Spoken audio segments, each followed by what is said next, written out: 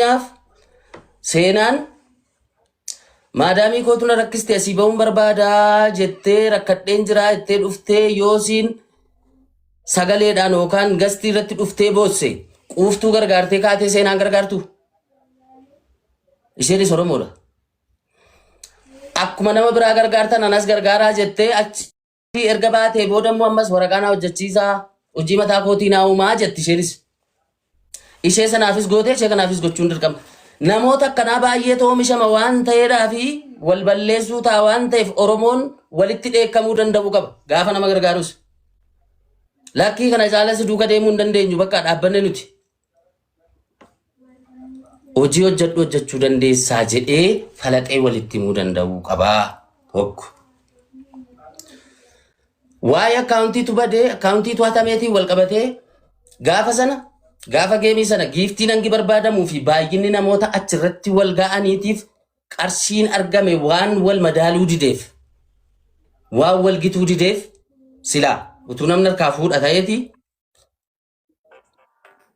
gara biraatiin immoo ammas mucaan kun geemiin kun jalaa hatame birriitu keessaa jalaa baafame sappoorti goonaa jedhamuudhaaf deema ture.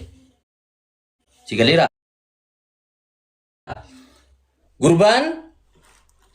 Gurbaan akkaawuntii jalaa hate jedhame sun hanga yowwanaa bira kaa'ee biratti dhiisee ergasiin geemii beellamaa taphattee booda harkaa fudhachuun yookaan harkaa fuuchuun maaliif ta'e jedhee namni gaafate hin jiru. Maaliif hanga yoonaa eegee?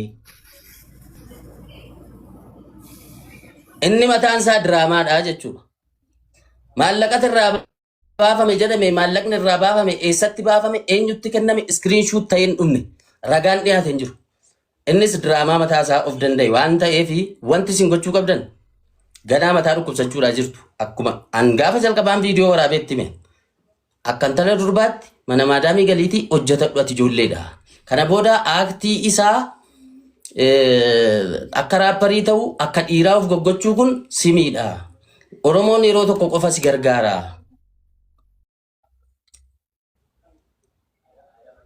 Akkuma durbaatti mana maadaamii galiitii hojii hojjedhu of jijjiirennee itti himneerraa ammas kan itti himamuu qabu isa kana. Yoo kana ta'uu baate ammas maal si gargaaruu jettanii bira deddeemtu taanaan boris funyoo fudhattee laayivii galtee uffannisuuf fanii siniin jettee wanti biraa uumamuudha deemu.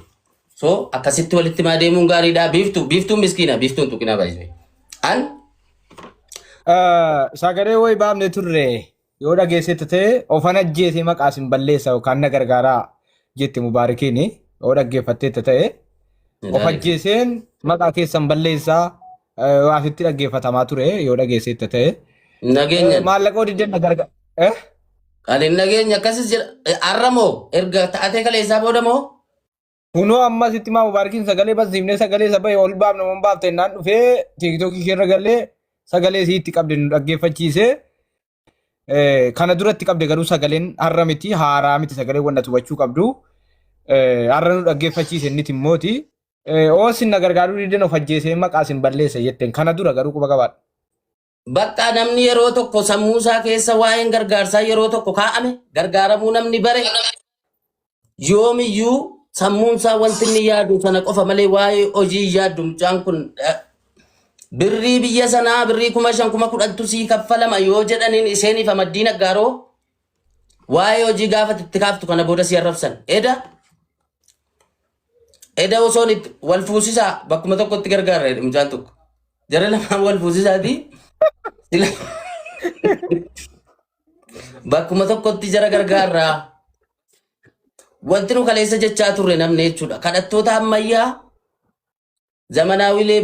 ዘመናዊ ለማኞች እየተባዙ ነው ባየታ ጅረኒ ገና መታ ሩክብሰተን ወሪ ኢትሙ ቀቡ ፌመሶተ ወረ ጋፈስ ገርጋርሲሴ መኪንፋ አቲፋጤፋ አስሊምፋ ሙባረክፋ ቁፍቱ ኑቲ ከነጎኔ ኡመተ ወልት ቀምኔ ሲገርጋሬራ ከነቦዳ ገዲታ ኢቲ ወጀተዱ መቃ ኬኛ በከደምቱቲን ካሲኒ ሲንቱኑ ወጅን ጅረ ጀቴ አብዲን ጎደትኒ ጀደኒ ፈለጠኒ ኢትሙ ቀቡ ኑ ጋፈኑ ኢትሙ ኑ ነገሱ አንተ Isi warri hiriyaasii warri jaallatan immoo mataan qabinaa fi dadhabina sirratti mataan qabinaa fi dogoggora sirratti hin deeggarina sappoortiin godina itti hima bakka nuti sababa kee waan arrabsamnuuf hin qabnu Oromoon nutti arraba xaragataara atis hojjedhu akkan tala durbaa ta'i. Kofoodhaa fi raappii maal mataa jala hidhattee aktii biraa agarsiisuu dhiisi wanta ati biyyaa baateef antini diraamaa fiilmii namni hojjechuudhaaf miti. Biyya ormaatti sanuu biyya arabaa keessatti akka dhiiraa tatta'uun kun akkamitti akka ilaalamu hin beeku. Sana dhiisiiti hojii hojjedhu jedhaani yoo dandeessan. Kanuma isiniin jedhaa galatooma ulfaadha. Isinitti tan dheeresse sorry. Alex taayee amma jee kanarratti ani baatii dura kanin viidiyoo irratti dalagee ture quuftuu fi Ahmadiin walitti fuudhaa rakkoon isaanii shakara qofaa jeen viidiyoo dalagee ture. Oromoo waan gaafa jalqabaa jee amma irra gahaa jirti akkasitti qabaadhaa jechuu barbaade xiqqaataa dubbataa turre waan kana Alex hedduu galatoomi ulfaadhu itti fufa isin dhaggeeffannaa. Alex waa'ee gargaarsa sana dogoggora jalqaban jedhaa ture san ani mormiin koo mucaan kun maa gargaaramti miti qeerroo qabee rakkoo qaban rakkoon isaanii hojii galchaa hin jiran nu bira taa'ee asii kana godhi hiyyii caala mana madaamii deemii dalagadhu boriin jijjiiram taa namni jedhaa jiru hin jiru Oromoon si gargaara nuti sagalee qabnaa Oromoon irraa sii bunnaan abbaa koo itti asilitti sagalee hin bahiraa abbayyee koo birrittiin birrii qaamaan hin geenye abbayyee koo si hafte sitti naa guutaa kottaa jedhaa turte asiliidhaan sagalee hin bahira jechuudha abbayyee siitiin jechuudha abbaa koo itti waan mataa turte okay namni carraatiif waan eenyu wayin ilaala. Seenaa na fakkaate carraan kaleessa illee takkummaa waan amma jette kanarratti kaleessa hunaa fi asliin si gargaaraa jechaa turte makiini stiil gargaarsaaf karoorri godhamaa jira kun waan ta'uu hin qabne warri waan kana nama jaalachuun waan qabu jaaladhaa erga keessanii garuu waan hin taanetti akka Alex jee kana waan hin taanetti waliin deeggarina seenaa jarraa kan gateereef fara dhaabdeeffatallee. Hayyee galatooma ittiin xumuraa ani amma namni hedduudha jechuudha akkuma quuftuu kanatti atoo femesiidha atoo fooloo 500 baattaa maal hojjama nama daami dalagdaa bayi koottu fiilmii wayii dalagii bayi koottu teessoon sii bitamee uffata atiyyuu ni qabdaa bashannantee Oromoon qaama sirraa dadaddi hojii barbaaddee galuu hin dandeessa.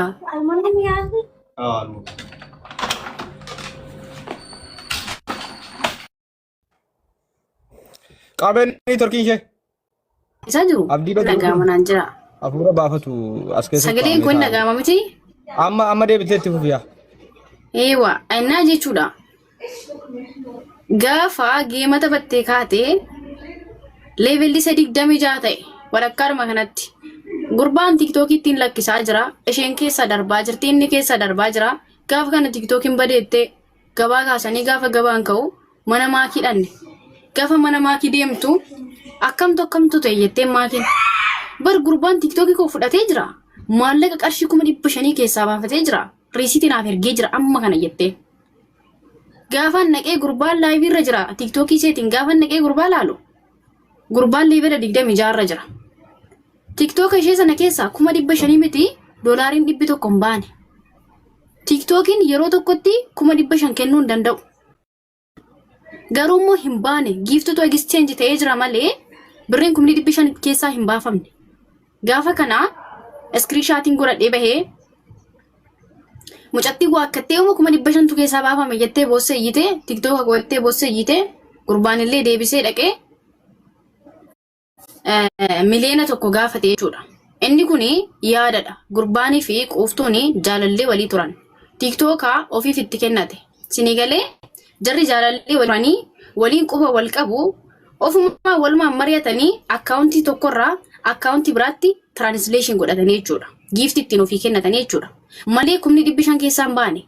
Gaafa kana screenshot godhannee kaanee yaa Maariqoos namni jalqaba dhufee waan sana arge. Maariqoos bar keessaan baane giftiin exchange ta'e malee yeroo tokko yoo xiqqaate leenca 6 ol ittiin darbee jira. Inni waan isheen qabdu keessummaa ittiin darbate karaa akkaawuntii biraatti malee baane birriin kun bahuu hin danda'u yeroo tokkotti hin jedheen dhugaa rabbii abbaan fedhan na jaaladhaa na jibbaani dhugaan dubbadhaani quuftuu jechuun hiriyyaa kooti ana dhakawwiinni 99 lakkoofseef gaaseen geema taphattu garuu hiriyyaa koo taateedhaaf irraan dibuufan sobu waan isheen qabdu dhugaan baasee dubbadhaani jechuudha. Gaafa kana baakgiraawundii godhannee maakii jibdii mucattiini maallaqni kun keessaa hin baane maallaqa kana bakkatti keessaa hin fuune mucaani maakii jibdee maallaqa kana na nyaate maa jettee jennee haasa'u jira jechuudha.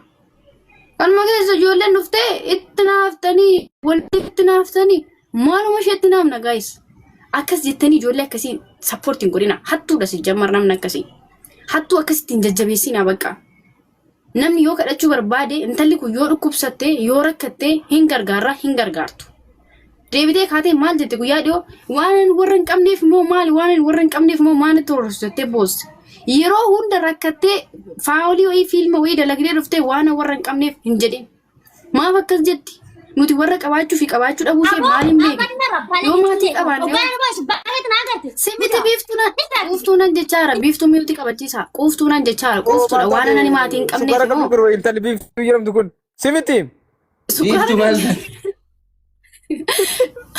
inde baatu sakkisi waan nani maatii warri walii waluma bar waliif dhoosku ko waliif dubbatu bar waan nani maatii hin qabneef moo maana nani maatii hin qabneef moo oromoo nan gargaarina bakka dhiisaan qeerroo birallee hin jiru waan nani maatii hin qabneef moo itti boosse sobaa gaayis viidiyoon isheen akkasitti hojjette hin jiru ni jira jechuudha yeroo hundumaa maatii kan namaaf kennu rabbii kan namarraa fudhatu rabbii unkaanaadhaaf abbaa keenya miti nullee boru achi dhagana jechuudha yeroo hundumaa ijoolleen akkanaa kun dalagadha haga fayyaa qabdan dalagadha haga fayyaa hin qabne isin bira jirra nu gargaara haga nuti fayyaa hin qabne yookaan nama tuqnee kaanee ani haadha hin qabu yookaan nama tuqnee kaanee ani maatii hin qabu na gargaara no never hin jedhamu akkas kuna amadi ishbii waan maal jetti quuftu maal jetti ani warra qabu na gargaara jetti amadiin maal jedha namatu natti taasiseedha namatu natti godheedha maal saatitti godhu kaame maal qaba maal saatti dagamsiisume allaamuddiniin maal qaba maal saatti digimtitti godhu yaa oromoo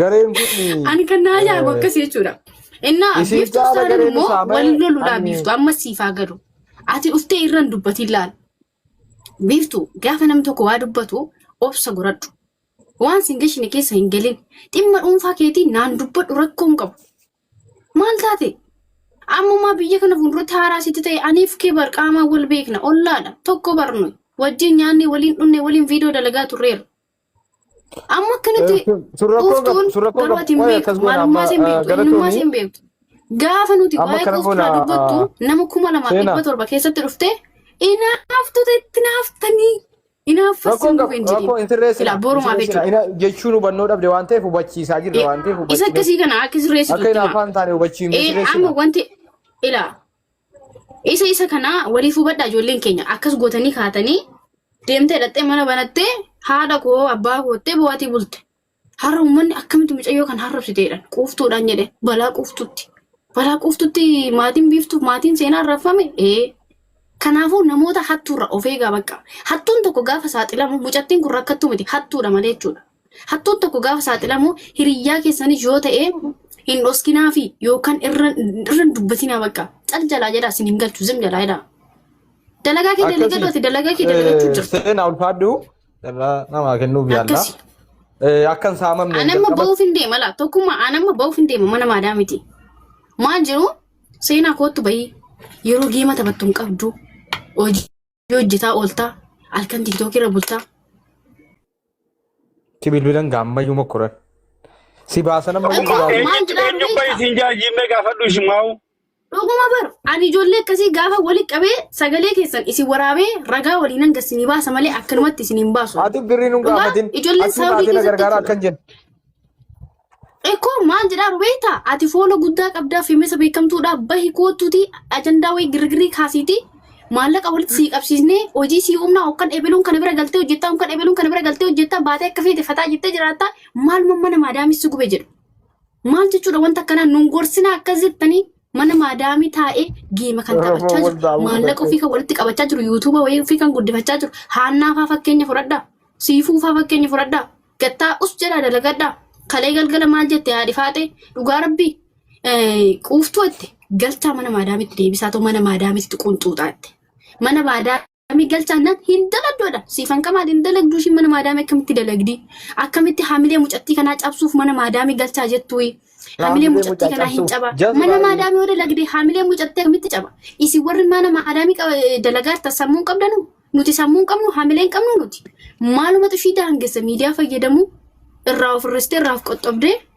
akka ta'uufitti mana maadaamii dalagachaati ammas waan tokko miidhamne kuftee hin cabne us jettee waraqaa kan hin qabne nama hedduu jira callistee mana maadaamii galtee dalagattee yeroo muraasa keessatti of jijjiirtee haa galtu kanuma dha furmaanni kiyya Kanaafuu bahaa ettanii ijoolleen gaafa xiqquma ol guddatte gaafa xiqquma gadi baatee mul'atte bahaa ettanii nuun dalagachuudha. Nuun kondoomii keessan immoo nuyi maal pooppoo keessan immoo nuyi maal bahaa ettanii ijoolleen gorsina. Ani immoo nama akkas naan jedhee na gorsaa jiru kana amma yoo azala taa'ee na dhaggeeffatuu baate yoo amma azala dhabame jechuudha.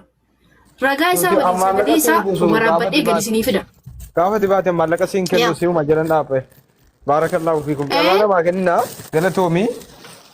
Namni dubbanne abdii badiruu kun ukkaamame keessa ture tusa dabaree kennine akkam jettan jechuudhumaaf baarakallahu. Hanga baafseetuma waa dubbadha.